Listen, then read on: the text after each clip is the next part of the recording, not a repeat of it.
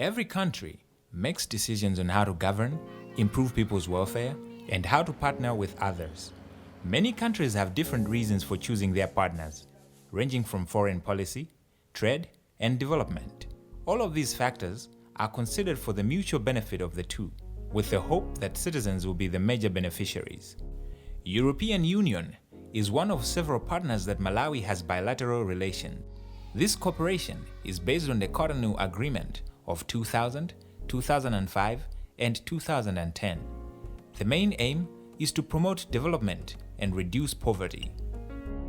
In Malawi, EU funds are coordinated by the National Authorizing Officer, NAO Support Unit, in the Ministry of Finance, Economic Planning and Development. The establishment of the National Authorizing Support Unit was part of the changes that the EU were making in the financial framework of engaging countries in the what we call African, Caribbean and Pacific group of countries that receive aid from the EU.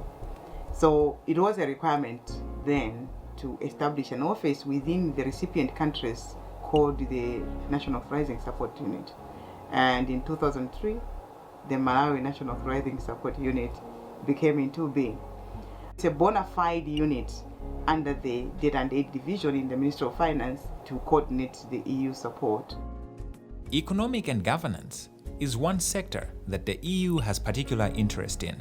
This is done in the belief that poverty reduction efforts can be realized by strengthening democratic and governance institutions, promoting accountability, and fostering the rule of law. The projects implemented by partners in this sector ensure delivery of quality services in strategic public institutions. One project in the sector is the provision of electric cooking pots in 17 prisons across Malawi. For a long time, improvised cooking facilities that were less hygienic and labor-intensive were being used. The supply of these electric pots, courtesy of the EU, is therefore a sigh of relief. On the economic front, EU is also promoting the improvement of trade statistics and information systems in order to enhance the capacity of government departments to generate, process and package trade information and statistics.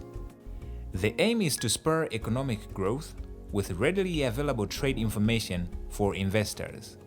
On the part of the National Statistical Office, I can say before this funding came into being, we had problems in funding those activities, so much so that our data was far much behind. We had huge lags.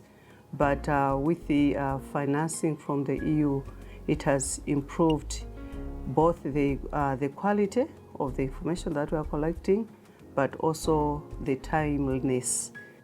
Another initiative under governance is the Village Mediation Program that is being implemented by the Paralegal Advisory Service,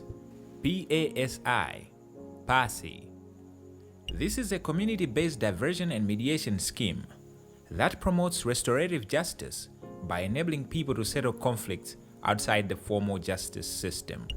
The EU support in the governance sector is channeled to National Initiative for Civic Education, where they supported the civic and voter education during the 2014 tripartite elections.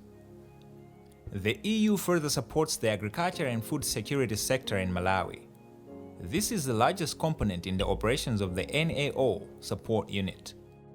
Notable programs in the sector are Farm Income Diversification Program, FIDP, Rural Infrastructure Development Program, RIDP, Support to Agriculture Sector, Wide Approach and Greenbelt Initiative, ASWAP, GBI, and Promoting Responsible Land Governance for Sustainable Agriculture.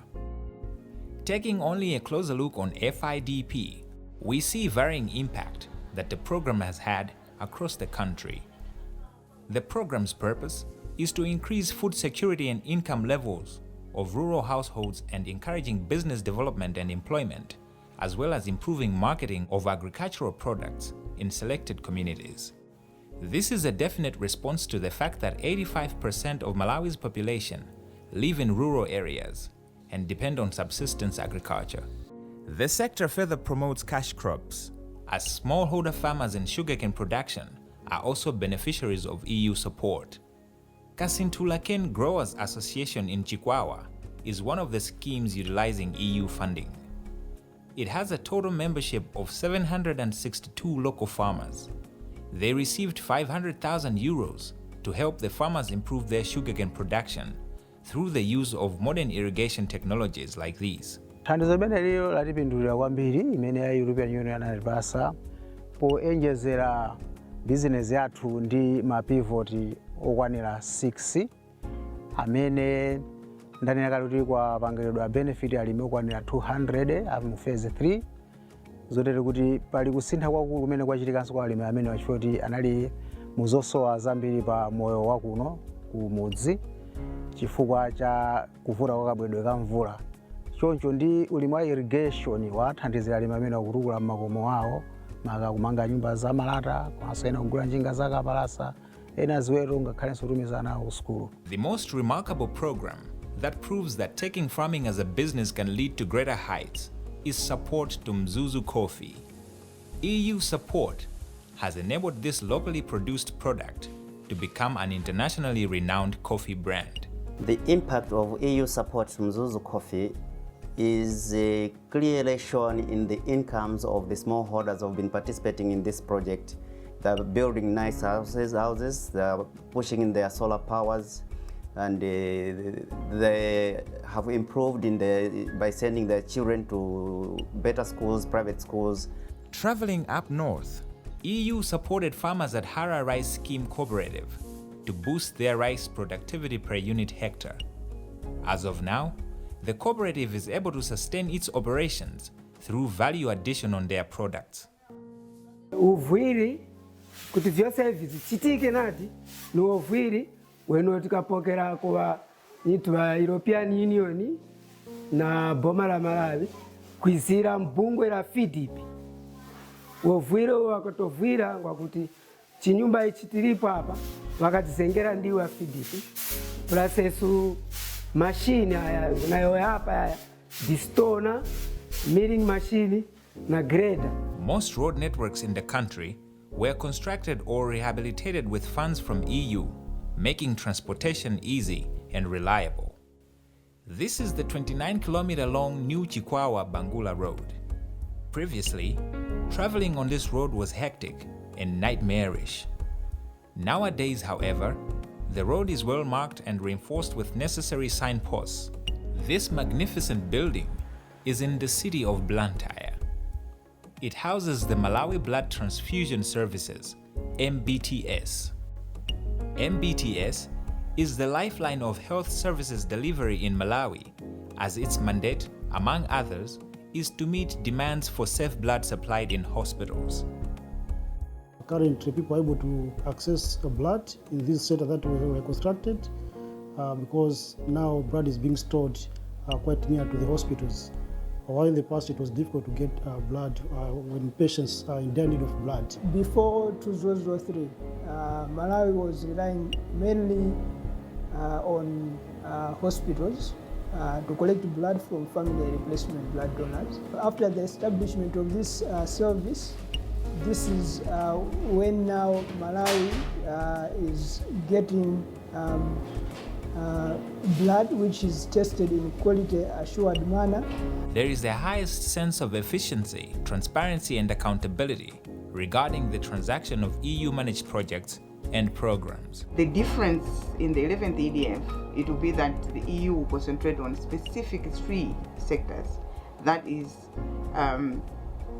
sustainable agriculture, and then we'll have secondary education and technical and vocational training, which is 1 sector, and then we have governance sector. So those are 3 that is where the EU will be working on.